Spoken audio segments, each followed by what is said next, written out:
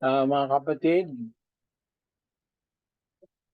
dito tayo sa ating klase sa church programming. Before we go further,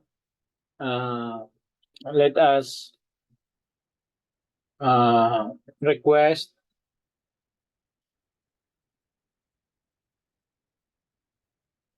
Doc Laig to lead us in prayer in Cebuan. Sige po, Doc. Tayo po'y manalangin, mag-ampo ta. Dalaygon ka, O Dios, tagya sa mga kinabuhi, nining takna karon sa kagabiyon. Dako among kalipay sa pagpasalamat kanimo, O Dios, din ikaw nagauban ka namo sa tibok adlaw. O gipadangat mo matuusa ka namo nini nga programa alang sa kalambuan sa among pangununa sa among relasyon diha kanimo. Naghangyo kami kanimo, O Dios, nga ikaw magatabang sa among mga professor diin ilang itudlo ka namo ang nindot kaayo nga mga programa para sa amo ang paglambo espirituhanon. Salamat, O Dios, nga ikaw magatubag sa among mga pag-ampo karon uban sa kapasaluan sa mga sala sa ngalan ni Jesus. Amen. Amen. Thank you very much, Doc Laig. And before we proceed to our discussion, on behalf of the Logos College of Missions and Biblical Studies, I would like to express our deep sympathy to the family of Sister Susit, and his family for the passing away of her sister. Sister Susit, iyon po ba ay elder sister mo, younger sister?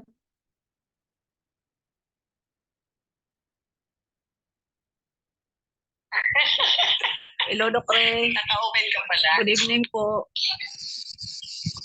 Younger sister mo, older sister? Younger po, Doc. Elder sister? Younger po, Doc. Anong problema? Hindi ko po alam, Doc eh. Hindi pa kayo nagkita? Doc? Hindi pa po na kauwi? Hindi pa po, Doc. Bukas pa ako uuwi. Kasi may meeting ako na nakaschedule kanina sa taga Maynila. Hindi ako nakauwi. Bukas pa po ako, Doc, uuwi. Married na rin siya? Ang pagkakaalam ko, Doc, nilagnat lang siya kagabi. Tapos dinala nila ng hospital nung kaninang umaga, hindi na po umabot ng hospital. Single pa ba o married na? Married na, Doc, nung last year lang po kinasal. Magto 2 years pa pala nung ngayong taon. May anak na? May anak na rin? Wala pa, Doc.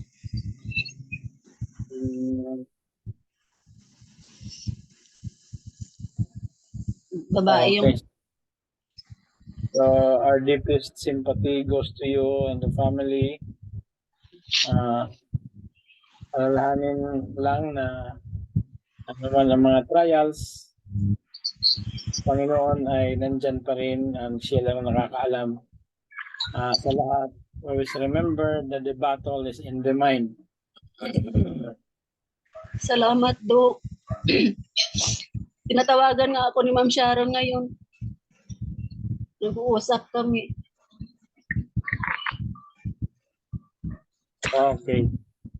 So, God bless you. Mamaya mayroon tayong special prayer para sa inyo.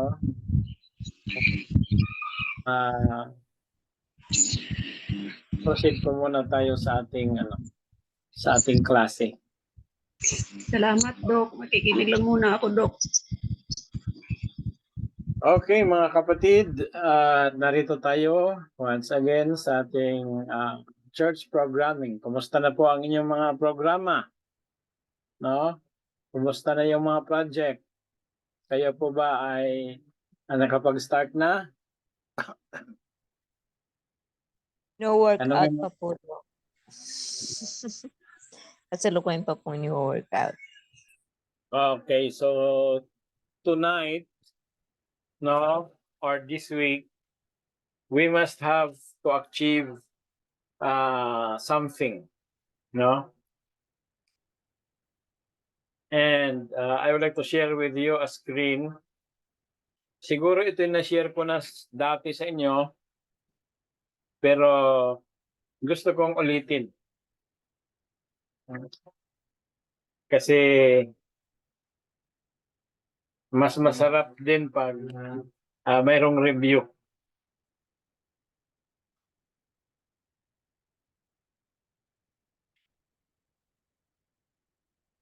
Ito po'y bunga mga kapatid sa aking pag-aaral at sa pagpapractice ng strategic planning for the past 19 years nang ako'y mag-aral sa National College of Business Administration, NCBA, sa Cubao. I was the marketing officer and the training officer of the Michel Andre.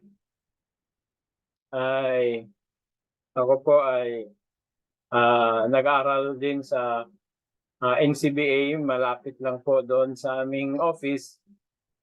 At kumuha po ako ng Master of Business Administration or MBA. At ang akin pong napusuan ay Human Resource Management. At sa Human Resource Management at saka sa Strategic Management, ito po talaga ang aking pinaka paborito na mga subjects. Although hindi ko natapos yung aking Master of Business Administration, pero I learned a lot. At kasama na po sa karanasan ko sa aking mga instructors na mga magagaling din. Meron akong instructor na babae na sobrang bookish. Lahat libro, no? At saka lecture talaga ng lecture. Para kaming mga feeling ko para kaming high school or college na linilecturan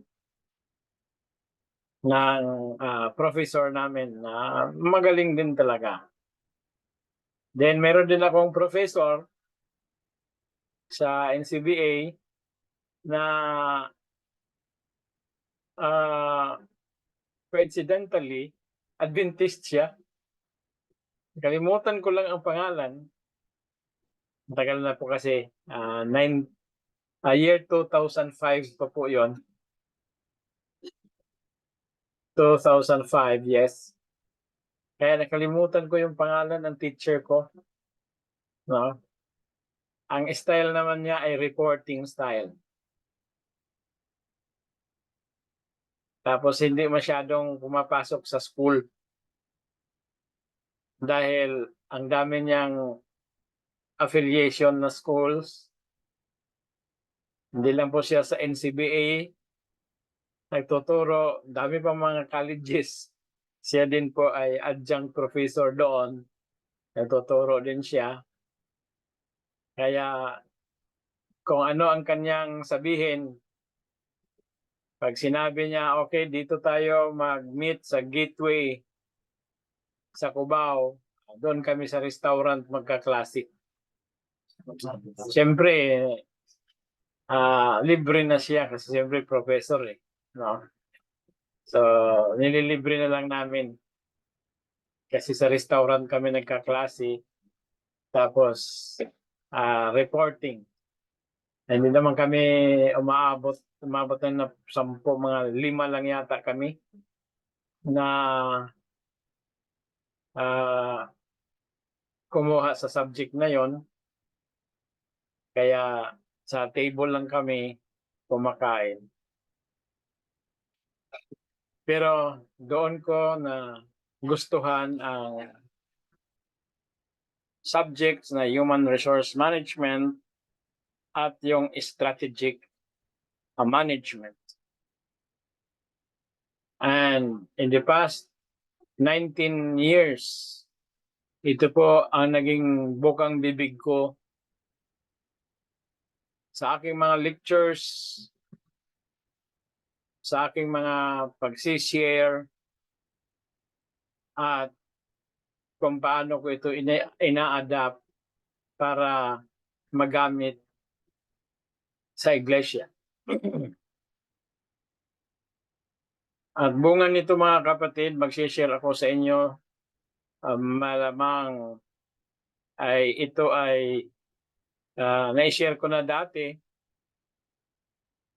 pero i-share ko sa inyo muli. Ang mga elemento na nandito sa i-share ko sa inyo ay kung nakabili kayo ng aklat ko na You Are Destined for Greatness, ito po ay nandoon sa mga chapter 4.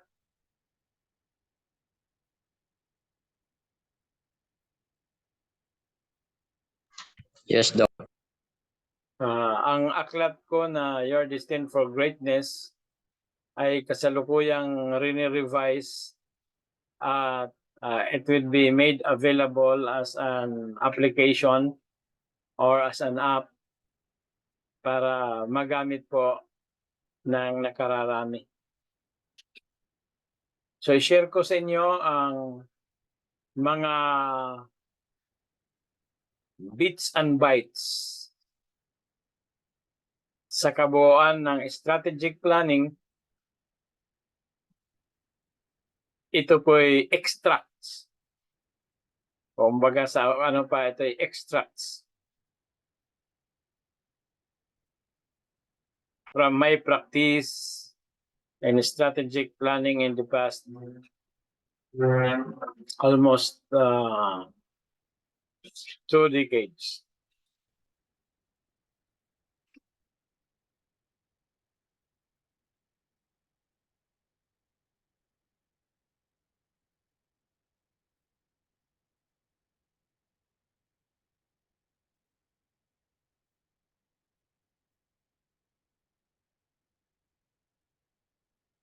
Okay, nakikita niyo ba yung screen mga kapatid? Yes, Doc. Meron pa bang mag-volunteer magbasa sa first paragraph para medyo makapahinga naman tayo ng konti? Charting the Course, a masterclass on Adventist Church Department Adventist Church Department Strategic Planning. Mag-request po tayo ng reader para sa first paragraph. Para makarest din yung ano ko. Kasi pakyaw ito eh. Strategic planning. Black belt. Okay. Chaplain Reggie, pakibasa po ng first paragraph. A strategic planning black belt and have been in the field of almost 20 years, I should see the developing a successful strategic plan, especially for Adventist church and or certain department requires careful consideration and truthful planning. And this can only happen if a strategic board or a council, a committee, or a think tank should consider following the standard strategic planning essentials. Okay, so sa strategic planning mga kapatid, it is a must na hindi lang po isa yung gumagawa. No? Ang mainam mga kapatid sa strategic planning, ito po ay ginagawa ng isang strategic board. Not necessarily a church board. It can be a particular strategic board from a certain department. No, say for example, personal ministry department. No? Church, women's ministry, etc. No, or it can be a council. Say for example, Sabbath school council, no, or it can be a committee, or simply a think tank, no. That is a symbol in order to create a strategic planning. Kasi ang mas maganda at mas epektibo na strategic planning ay hindi lang po isa ang gumagawa. Although, for the sake of your assignment in this class, you will be the board yourself, no? You will act as the board, the solo board, para kayong yung tinatawag na corporate soul. Okay, alam niyo ba yung corporate soul? Isang korporasyon na isa lang katao ang nag-form. No, ang tawag diyan ay corporate soul. Okay. So in this class, you will be functioning like a corporate soul. You are a board of yourself, no? You are your council yourself, you are a committee yourself, you are a think tank yourself. Okay? So marami namang kasamahan ikaw diyan sa iyong pag-iisip, no? Kasi yung pag-iisip mo, meron kang tinatawag na inner personality as a financial analyst. Meron ka ring inner personality which is which functions as a chairman. Meron ka ring inner personality which simply functions as a member. So you are a committee of yourself. For this class, for the sake of our assignment. In other words, this is just like a simulation, no? Okay, so may mga standard essentials na kailangan sundin upang tayo ay makapag-create ng strategic plan. By actual application, if the strategic planning is done by the Sabbath school, it can be done by the Sabbath school council. So, my advice, no, as your professor, ay kung kayo po ay gagawa ng strategic planning actual sa church, sa inyong departamento, huwag po kayong gumawa ng strategic plan na kayo-kayo lang. Ang pinakamaganda, it should be a product of a group, no? Of a committee, a board, a council, para mas maganda ang kalalabasan. Okay, so next volunteer for the next paragraph.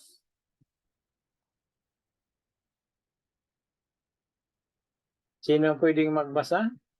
Ma'am Janice, nandyan ba si Ma'am Janice? Will you please read the next 3-line paragraph? Okay. I recommend below some 7 steps to guide a church leader through the process These are adopted essentials of my strategic management model, added as Dubbed. dubbed as the Raja V-Monster model. The version below is intended for crash course classes. Okay. So at least mayroon kayong monster na mapakikinggan ngayon, no? The Raja Monster daw po, sabi ni Ma'am Janet. Sure. So, Sorry po, Doc. That Hindi kasi ako monster. masyado makakakita. Sorry po. Monshare pala. okay. Ito yung Vimo Share mga kapatid at in our previous discussions at tinalakay din ulit ito ni Professor Joven. Yung nakita nyo yung kita nyo yung model na colored, no? Hindi ko na isinare dito mga kapatid, no? So that was the Vimo Share model. So Vimo Share model, ito po talaga ang napakasimple lang na model pag tayo po ay gumagawa ng strategic planning based on this strategic management. The whole process, no? Yung tinatawag na vision, mission, objective, strategies or specific strategies, implementation, evaluation, and recommendation. The 7 elements of the model, no? So, meron pa akong revised version dito para sa crash course classes. So, kung inyo itong ma-master,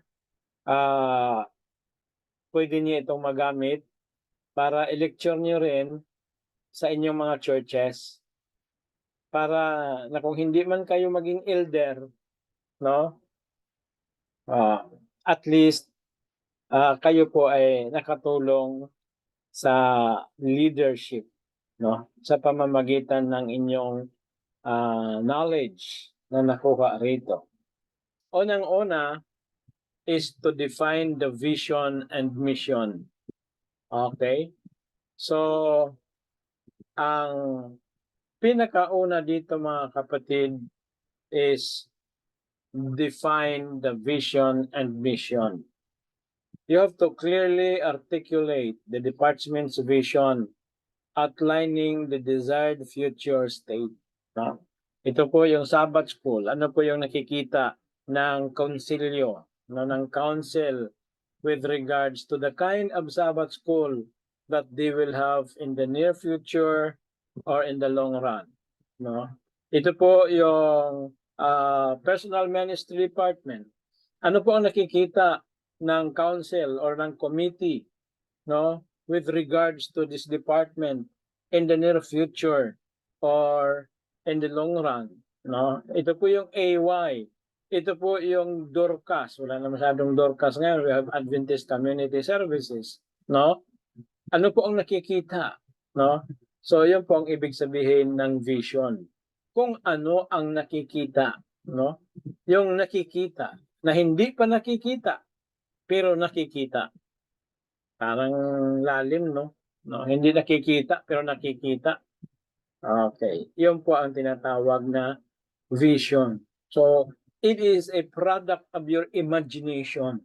What kind of Sabbath school shall I have? What kind of AY shall I have? What kind of Vespers meeting? What kind of kung ito po ay related sa tinatawag na isang department, no? Ayun po sa Council of Elders na po. Okay. Kasi when it comes to worship, to Vespers, to midweek, ito po ay concern ng Elders Council. Elders Council, hindi yung Elders Council na District Elders Council, kundi yung with the inner council of elders within the church, dahil ang elders po ang primary leaders in order to create the program sa worship, sa vespers, at saka sa midweek. So, ang question dito, ano ang nakikita? No? Okay. Then you develop a concise and meaningful mission statement, no? That is, after mayroon kayong vision, you also create a mission statement that describes the purpose and core values of the department. So, sa ngayon, ito po muna ang ating tatalakayin, yung related sa vision and mission. Now, we would like to share with you a case. This is just a case study, no? From a situation, parang isang case study, actual experience na ginawa namin sa Ekaleo Fellowship Trinoma, no? So, mag-share po ako sa inyo ng isang slide related dito sa number 1, which is defining the vision and mission.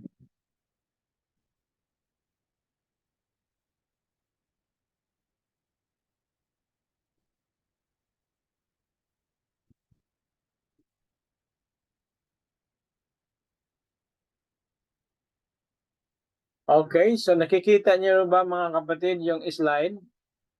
Yes, Doc. Okay, ito po ang tinatawag Ekaleo Fellowship Trinoma. Ito po ang, kung loloobin ng Panginoon,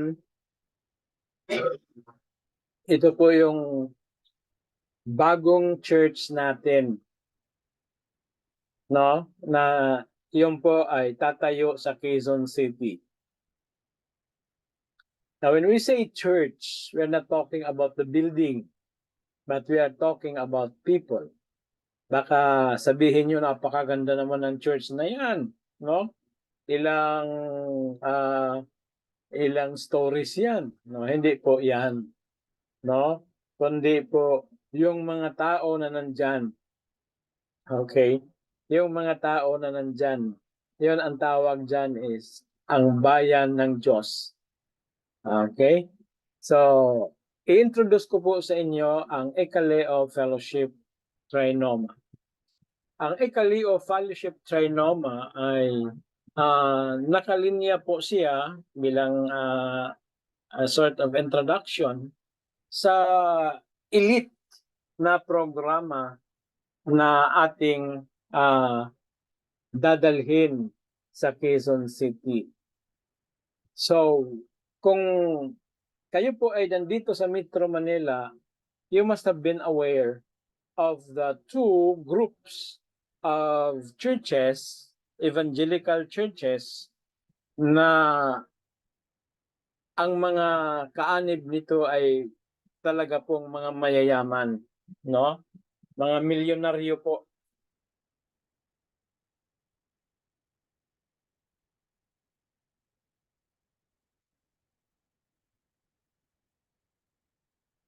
Una nito ay siguro narinig nyo ang Victory Chapel Fellowship.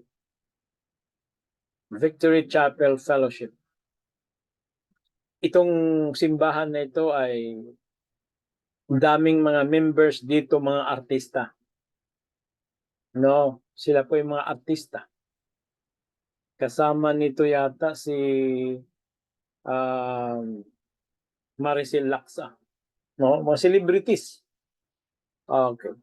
Ang term na ginamit nila is fellowship rather than church. Ang tawag sa kanila is Victory Chapel Fellowship. Another group ng mga mayayaman din, ako po ay nakapunta sa grupo na ito, nakapag-observe sa grupo na ito, ay yung tinatawag Green Hills Christian Fellowship. ito po yung mga mayayaman din. Marami dito mga members na mga inchik na mga Christians. No? Christian Chinese businessmen dito po sa Green Hills Christian Fellowship.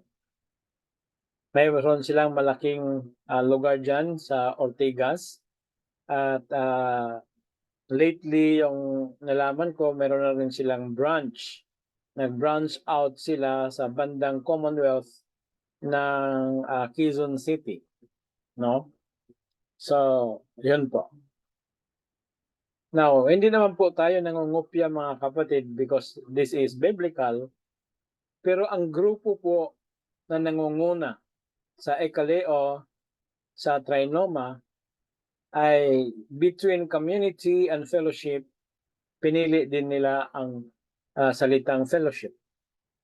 Dahil ang fellowship ay naglalarawan po siya ng biblical group of people na ang tawag sa Greek is koinonia, na translated sa English na fellowship. Koinonia. No? Alam niyo naman kung bakit nia at alam niyo na rin kung bakit leo. It is because ang epsilon at omega ay hindi siya diphthong. So it is pronounced separately. And instead of kaleo, we pronounce it as kaleo. Then in koinonia, ang iota at saka alpha ay hindi rin diphthong. So instead of pronouncing it as koinonia, we pronounce it as koinonia. Dahil hindi po siya diphthong. Ang diphthong ay magkatabing vowels with only one sound. Like for example, euangelion, no? Ang euangelion ay nagsisimula ng epsilon at upsilon, no?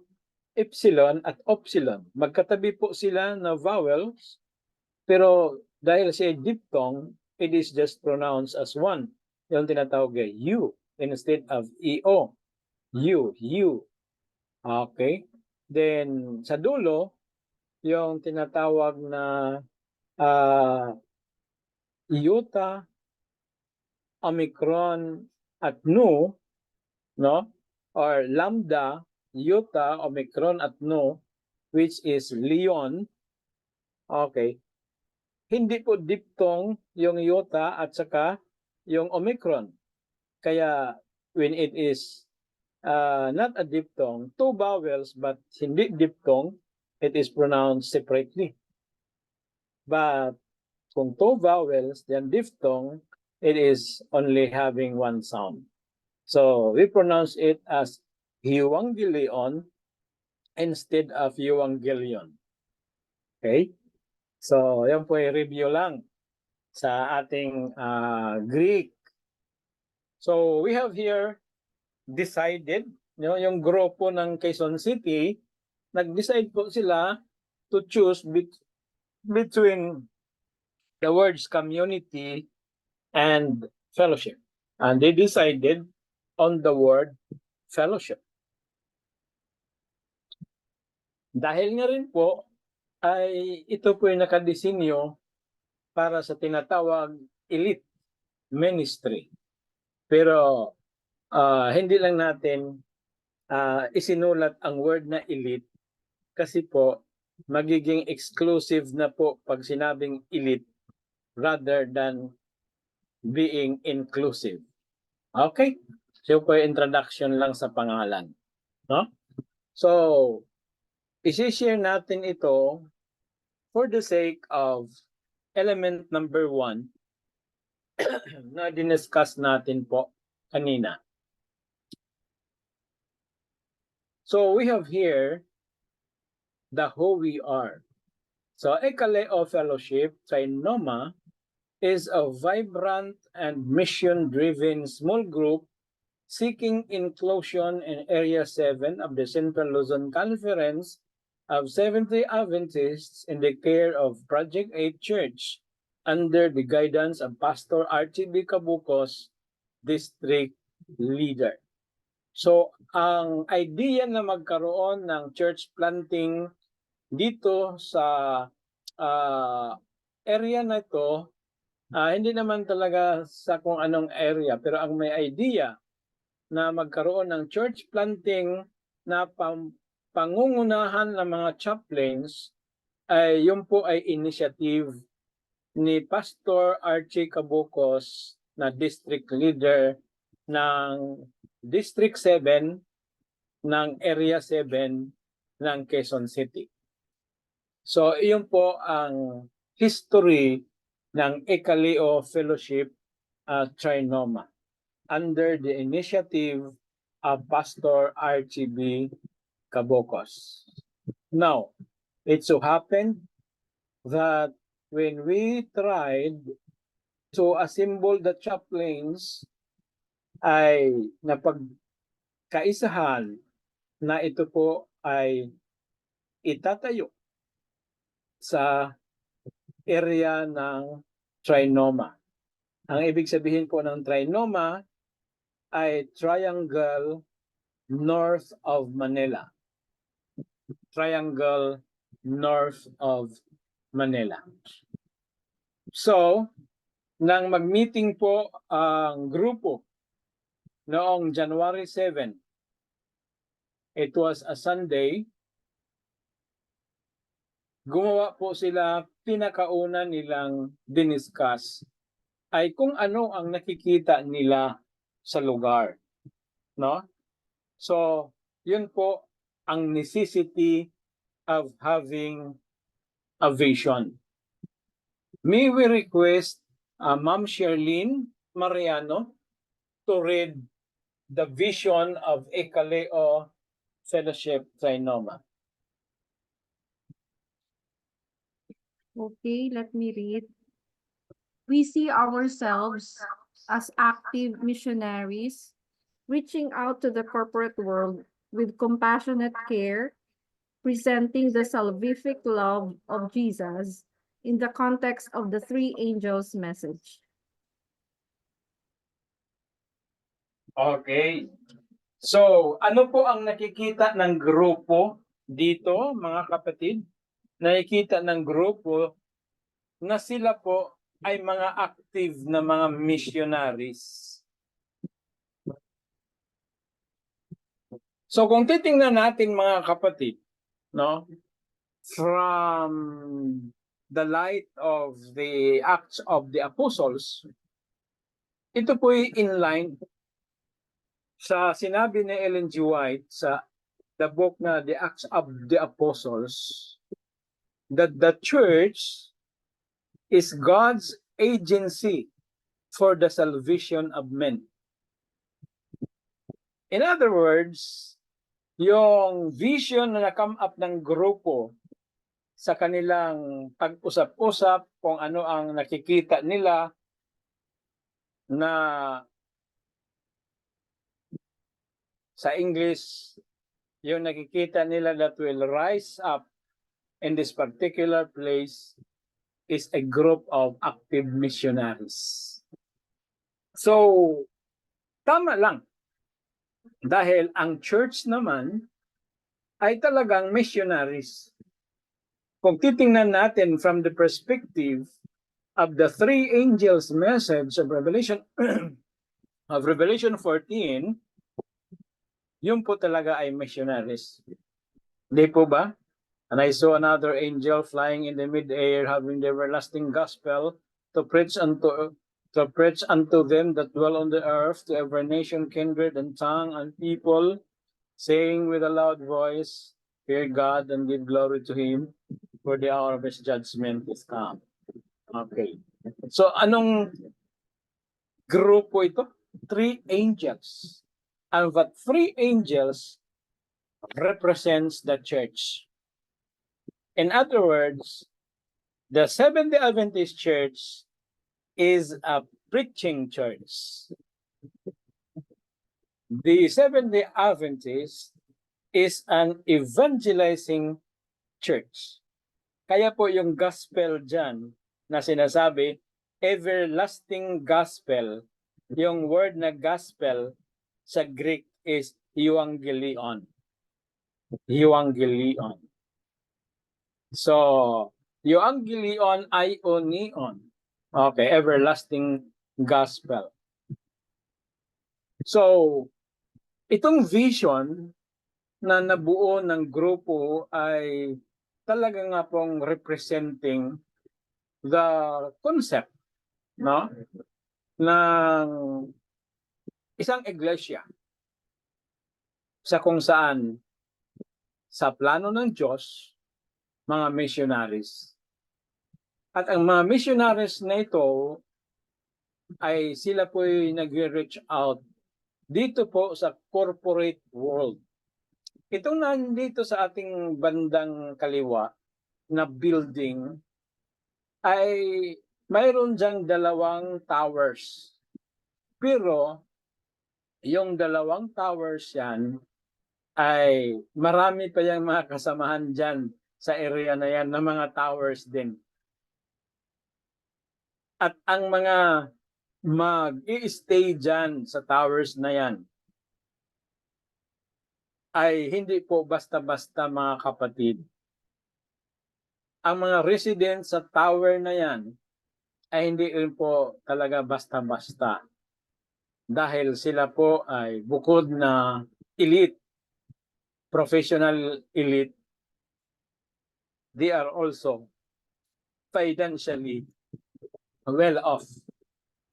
Kasi po ang pinakamababa dyan na unit ay nagkakahalaga lang naman ng 7 million per unit.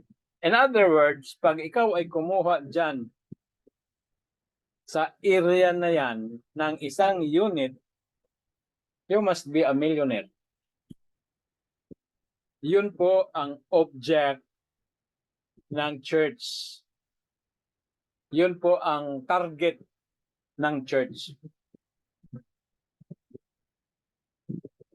Kaya, yun ang tinatawag na vision na ang mga missionaries na ito, tinatarget nila yung mga professional and financial elite sa corporate world na ito upang sila ay makarinig ng pabalita in the context of the 3 angels' message, ang pagmamahal ng Panginoon.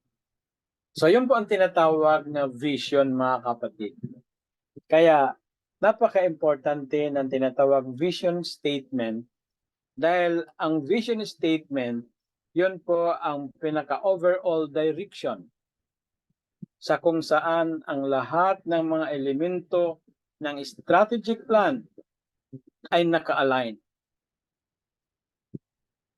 Dadahan-dahanin natin ito as we go along in this particular study. Okay? So, kasunod nitong vision, ayon na po ang misyon. Ano po ang misyon? Sino po ba yung gustong mag-volunteer na magbasa?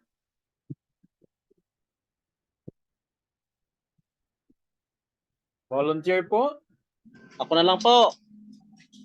Sige po.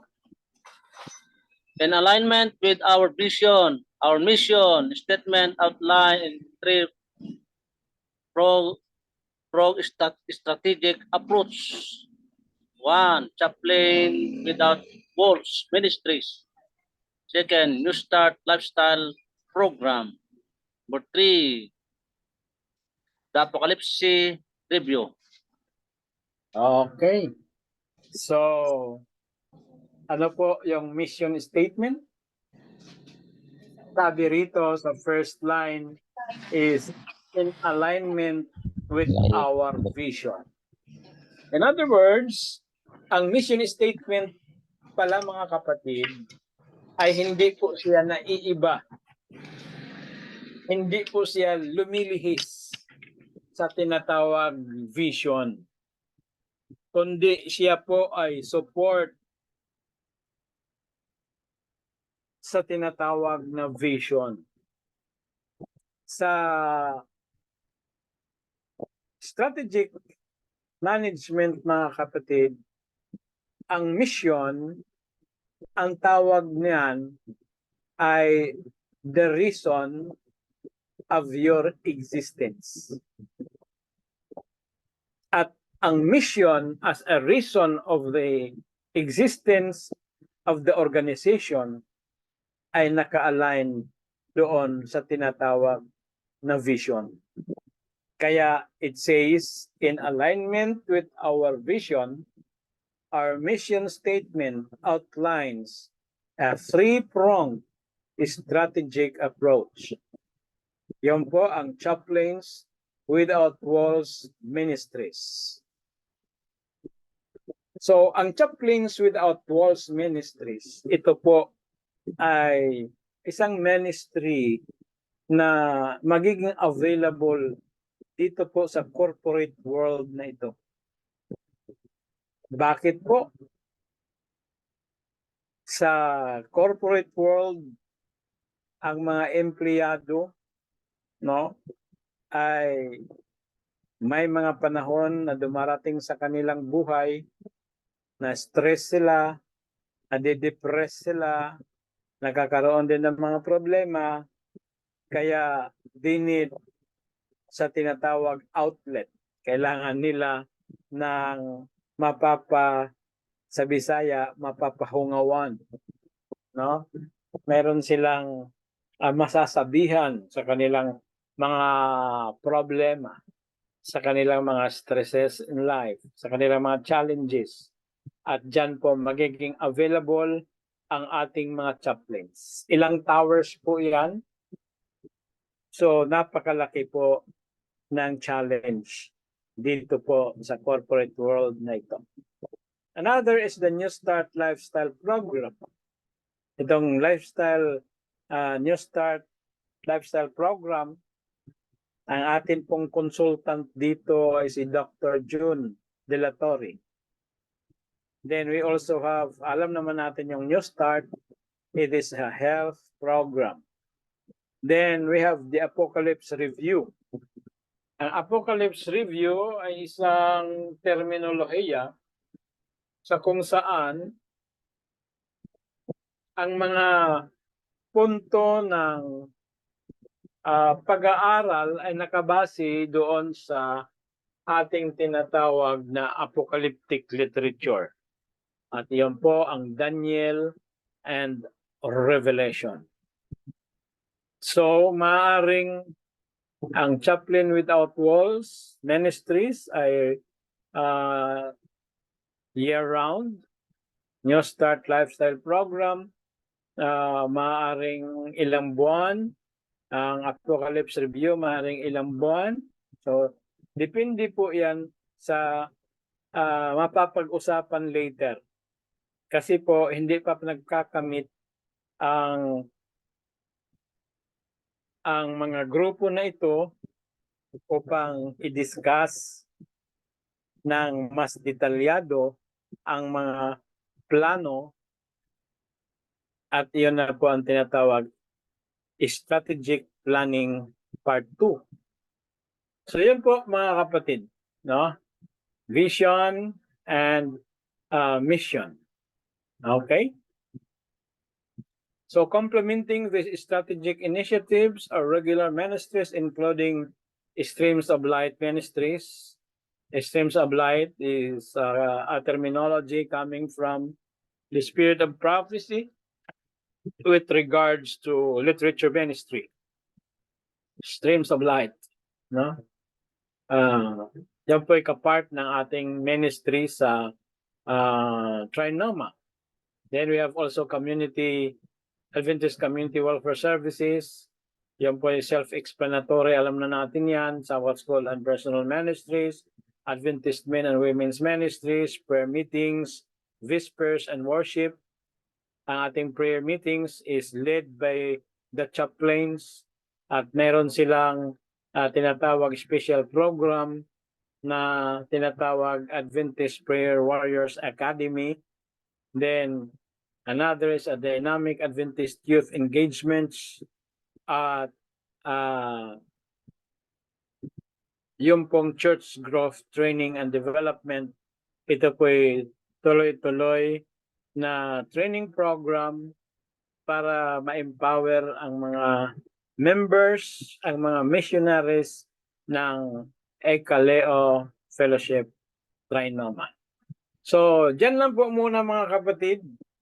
At dito po muna tayo nakafocus sa tinatawag vision and mission. Okay?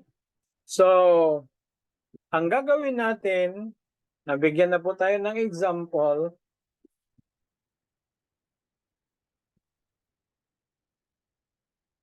Magkakaroon tayo ng assignment ngayon.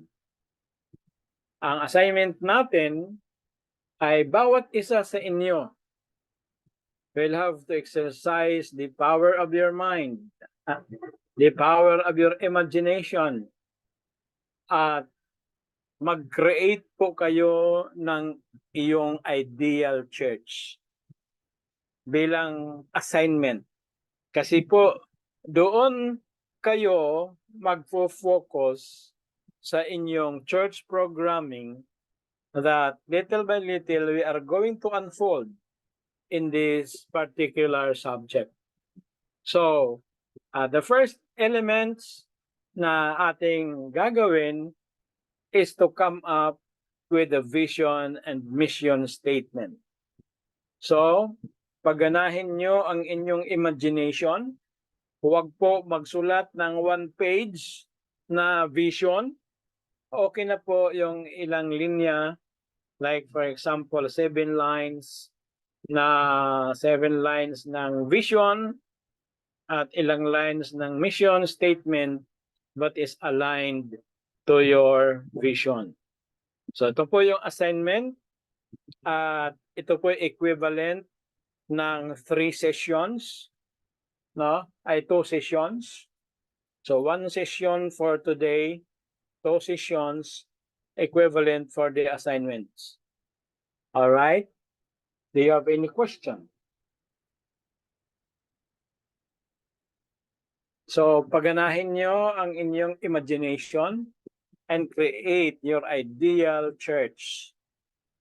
Kasi yun po ang magiging basis sa ating strategic planning and church programming.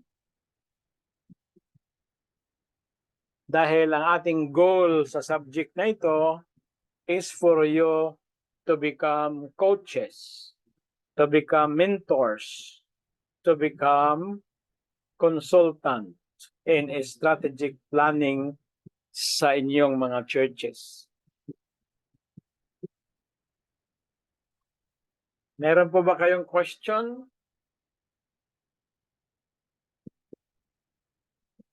Nalinaw po ba ang assignment? Mission, vision, Doc. Gawin. Mission at saka vision. So, mag-create nga po kayo ng vision statement at saka mission statement na naka-align sa vision. Doc, pwede ba yung PM Canvas? Ha?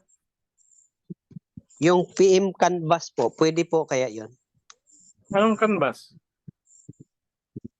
Ano po, program din po siya na meron siyang target date at saka may mga ano man tawag nito. Ibig sabihin, align lahat siya sa iyong subject. Align siya lahat. So tinatawag namin yan sa module namin na PM Canvas. Wala po kong alam dyan. Kasi hindi ko naman pinag-aralan yan eh. No? So, ang susundin mo lang yung model natin. Gagawa ka po ng iyong ideal church. At yung ideal church ay isusulat mo, i-describe mo kung ano ang ideal church na yan. Then, gawa ka ng mission statement tungkol po dyan sa ideal church na meron ka po sa iyong imagination. Huwag lang Noted po, pong noted. Huwag lang pong sobrang ideal na hindi na po realistic.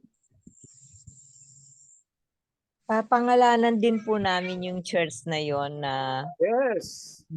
kapangalan po na gano'n. Adorable Seventh Adventist Church. Pwede. No? Baka maging kulto na po yan. Kasi adorable eh. Okay. So, maghanap-hanap lang kayong magandang magandang pangalan ng inyong church. At pinaka-importante sa lahat yung yung vision nyo, yung imagination. Pagalawin nyo, no? Exercise nyo yung pag-iisip. Ano po ba yung Dapat koinonia? Halimbawa Dapat po koinonia. na-imagine nyo. Na-imagine nyo kasi vision eh. Okay, so thank you very much.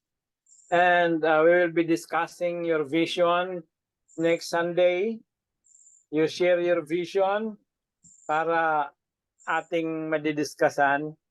Then this group will be a think tank for you. Okay, each one of you. No, you will have a bunch of consultants para masiayos ang inyong mga vision statement. Habang tayo nagko-contribute ng ating mga vision statements, we are also learning. We are also learning kasi tayo po ay magkakaroon ng interaction doon sa ating mga contribution in this particular element. So, ang last line, never